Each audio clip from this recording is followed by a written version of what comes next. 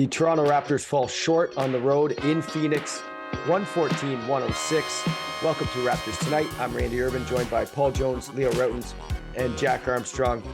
Leo, I'll start with you tonight. Really tough loss for the Raptors. They come out firing in the third. We're right there until the end.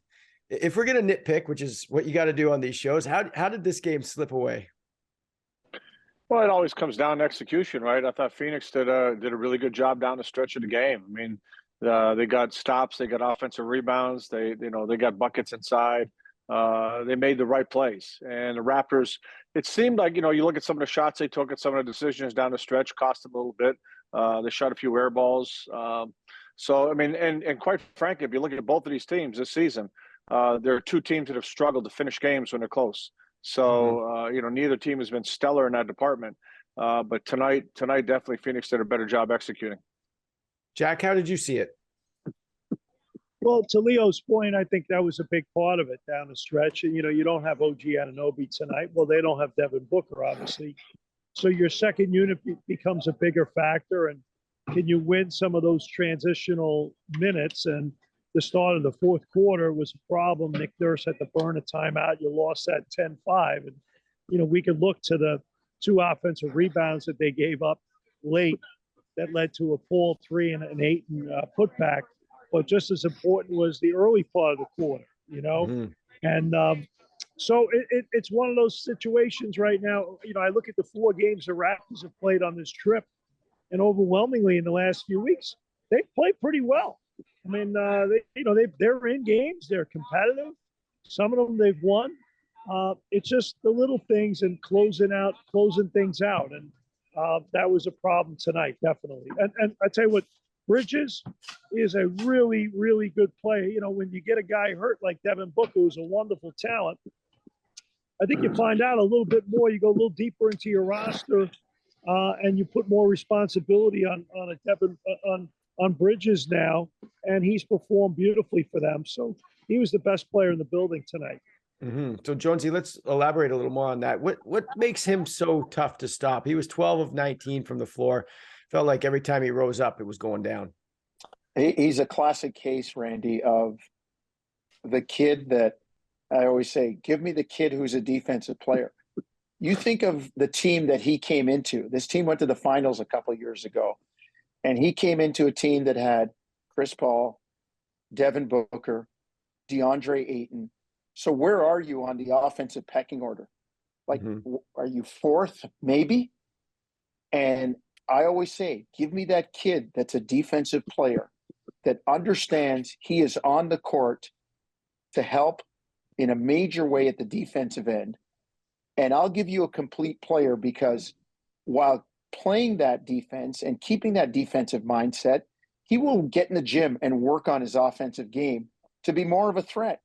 And Mikal Bridges has done that over his, I think, 5 years in the league now. And Phoenix also plays, I thought tonight especially, they played a very traditional game. They got the ball inside to Ayton. They played screen and roll. Like down the stretch of the fourth quarter, every play was DeAndre Ayton dribble handoff to Mikal Bridges and see what the Raptors give you and play the options. So, like the kid, look, the other thing is he comes from a program in Villanova where Jay Wright teaches his kids how to play. So I just thought, again, Phoenix, their traditional style of basketball with, the way Monty Williams attacked tonight, they got into the paint, they used Ayton. He had a big game too, but Bridges was a big linchpin in that. He really, really was. A lot of people look at Chris Paul, but tonight as you said, it was Bridges driving the bus. Yeah, and Ayton as well, Leo, 22 and 13 for the big man. They played that traditional center role, 7-footer. Size seemed to be an issue on some possessions there for the Raptors. Well, not only size, but just the way they played him. Even though he wasn't super productive scoring early on, the focus was get the ball in the paint and find Ayton. And what it did is created imbalances all over the floor, right? Because they were allowing him to get the ball too easily. Then you had to have help coming from all different sides. So that created all kinds of problems. He kicked it out, or they got offensive rebounds, whatever to play maybe. But you see what they did in the second half. They came out in that third quarter and they bumped him. They were in front of him. They didn't let Ayton go where he wanted to go. And what happened? They turned the game around, right? Unfortunately, they didn't have that consistently enough during the game, and his size was a factor. But I think that if I'm Nick Nurse, I'm showing the guys, look at when you played him the right way, when you bodied him up, when you got to him early, when you didn't let him go where he wanted to go, we played a different game. And so you have to understand that, and you have to bring that from the tip and play all the way through. You can't lose your focus. And for a good part of the game, they allowed him to do what they wanted. Phoenix exploited it pretty well. Mm-hmm. On the Raptors side, positively speaking, Jack, there was a comment from somebody on YouTube, North Star 10. They said, regarding Fred, you can't teach grit. And he had just another one of those games tonight. Yeah, I mean, that's why he is so respected and so admired and appreciated by Raptor fans everywhere. And not just Raptor fans, but basketball fans, anyone who knows anything about the game. You watch the guy play, just how hard he competes. And he did a great job. He's been a lot more effective getting the ball, punching the ball into the holes of the defense and getting into the lane and creating for teammates. And, and then obviously, as we know, he's got those strong, quick, heavy hands and blows plays up. So, he had a tough start to the season, but he's playing a lot better now. And you look at how they're playing a lot better now because their point guard has been getting back into the groove that we know and we've been accustomed to. Mm-hmm. And Jonesy, playing, with Scotty sharing the ball handling duties, it's taken a little bit of time, but it seems like they're pretty in sync with that, with who's taking it, who's bringing it up, and who's sort of orchestrating the offense when each other has the ball. Yeah, no, they're doing a really nice job of sharing it. And the playmaking is getting better. It's taking a little bit of the pressure off, but to Jack's point about Fred, like he is gritty. He is makes big shots, like down towards the latter part of the game. He's weaving into the lane and hitting, pull up 15, 18 footers that's keeping the team in the game. I mean, if those shots don't go down, then, the margin's going to get wider the other way. I just thought they played hard tonight. Jack has a line that you get what you deserve. And I thought through the first probably 3.5 quarters, they deserved to win that game. Like I thought the Raptors were the better team. They got a couple of tough whistles at the wrong time, but I thought they deserved a better fate tonight. Yeah, and Leo, I kept thinking when they made their run in that third quarter, when it was 8, when they pushed their lead to 8, if they could have just made a couple of more buckets, they were getting the stops there. It becomes a different game when you push it to 10, 12, and 14, and they really weren't able to do that. No, and you're right. You want to try to give yourself a little bit of a cushion because the home team's going to make a run. Exactly. Yeah. And then also you also saw when Nick had all the starters out except for Scotty Barnes, right? And you got two different things happening. You got the bench.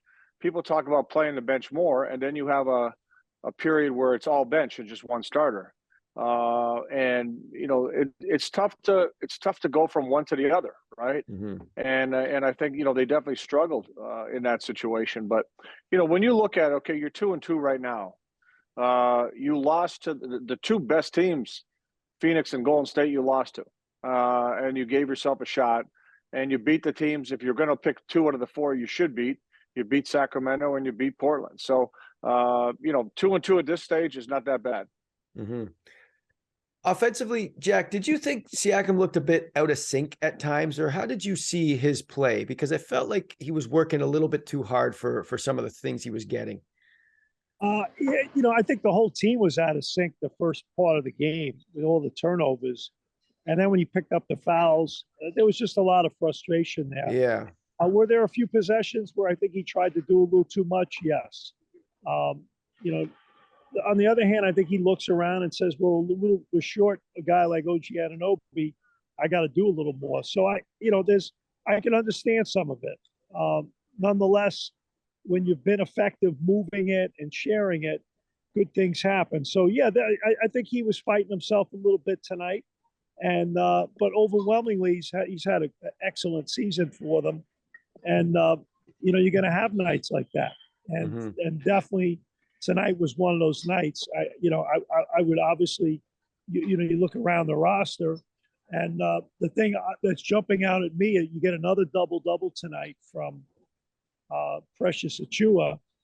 I think he's trending in a really good direction. You know, you look at a Gary Trent Jr.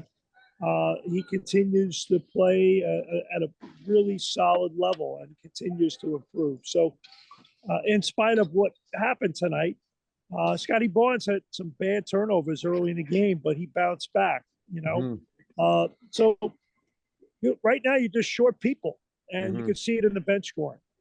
Yeah, Jonesy, I love Scotty's bounce back, and I just love watching him play right now. He's so engaged, and I really enjoyed him staring down Ayton. Did you? Yeah, that was, that was a little bit of a, I'm not going to be intimidated by you. Yeah. That's all that was. That's all that was. And we saw it. Was it Portland where he had his finger in some guy's face saying, "You're not." Oh, it was New York. It was New York when he was looking at Miles McBride or Emmanuel Quickly or whoever it was. It's like Quentin Grimes, I think. Yeah, it's Grimes, right? It was like, you know what? I'm here. I'm not going anywhere, and you're going to have to do more than that to get to me. And I like that attitude. I like that grittiness, and you know, I like when they show that. It works out even better though when you can make plays and you can win the game. For sure. For sure. All right, guys, good stuff. Gonna stop it there. Next game for the Raptors is Wednesday against the Utah Jazz. Tip-off goes at 9 p.m. Eastern. And after the game, be sure to catch Raptors Tonight on Raptors YouTube and NBA TV Canada. Thank you for watching. We'll see you next time.